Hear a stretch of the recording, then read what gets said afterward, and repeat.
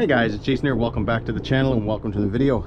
We're back out with the Team Associated rival MT10. We're running a different battery today. This is a Gens Ace.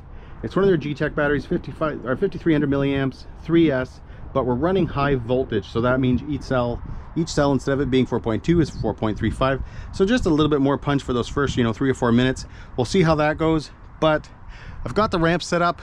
I was further back. I was out here running the Asuga. I had it further back, but I did bring it a little bit forward just because, again, I want to run the truck for a while before I break it. But either way, let's go see how this does today. Now, it's nice today, guys, besides from being here, so we'll be able to open it up a little bit more. It's also not crazy hot. I think we're somewhere maybe like around, I don't know, 20 degrees Celsius or something like that. It's still morning, but it's nice. Back on the stock tires.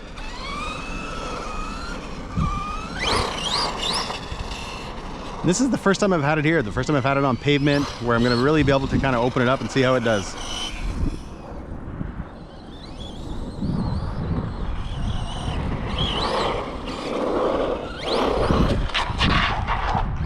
Oh, jeez. I'm not doing that.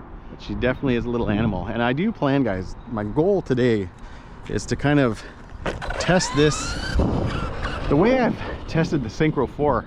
Because I can come here with the Synchro 4 and hit the ramp full pin, and it takes it. It takes the landing, it takes the bounce, all that stuff. So my goal is to try that today.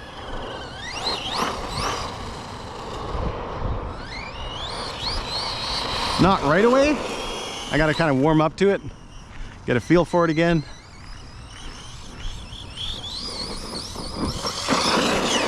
But it rips around good in the grass.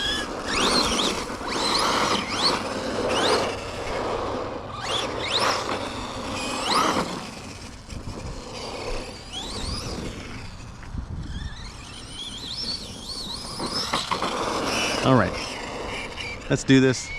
Start off small and let's see if we can hit this thing full speed.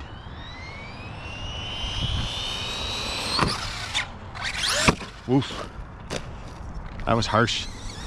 Still running the stock ESC with that crazy brake.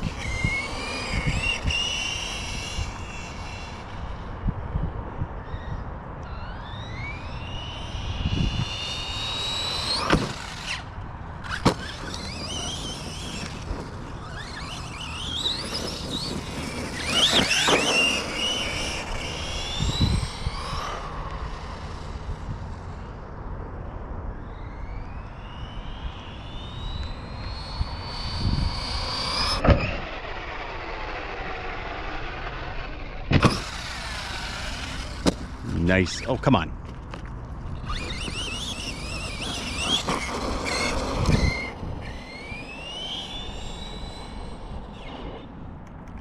A little issue with the steering, but we'll work with that.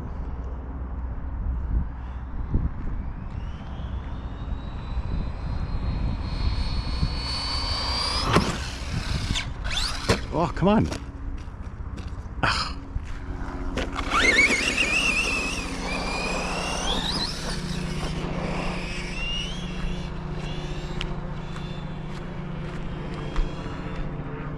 One thing it's not, and it's because of that ESC. I don't know how many times that helicopter's gonna go over.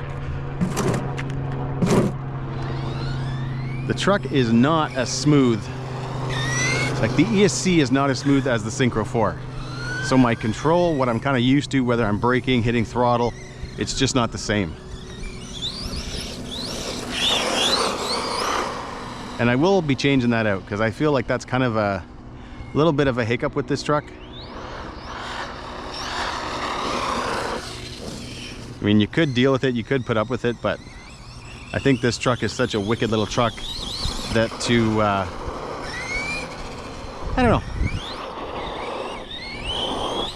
to have the fun factor kind of affected because of that ESC kind of sucks.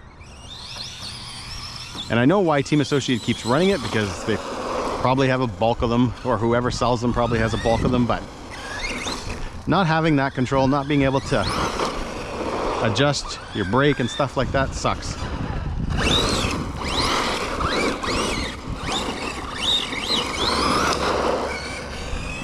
All right, try this again.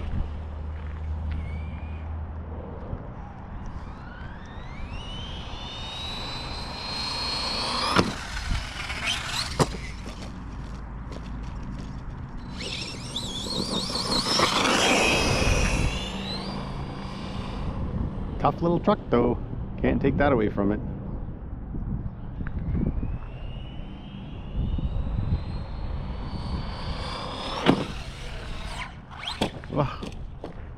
Oh, we're broke already into this run, guys. I'm bummed. And I'm not blaming the truck, but let's get it on the tailgate and see what happened.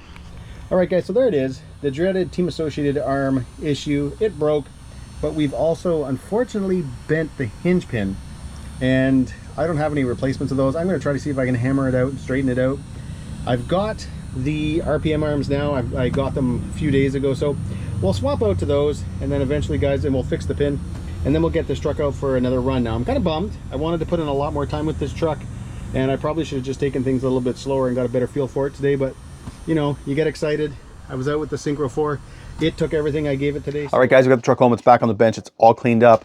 We've made some changes. So I replaced the arms first. So I've gone with the RPM arms. I did replace that bent hinge pin, but you can also see now we have the Team Associated aluminum shocks on the truck. Now, I'm not 100% sure about this little kind of washer right here. I thought it was going to be something like a spacer, but then with the way the inserts work, it kind of pushed it out a little bit. So I just kind of used it more as sort of a capture at the front, I guess for like a big impact or something like that. You got more force in the shock. So I think that's the way it goes.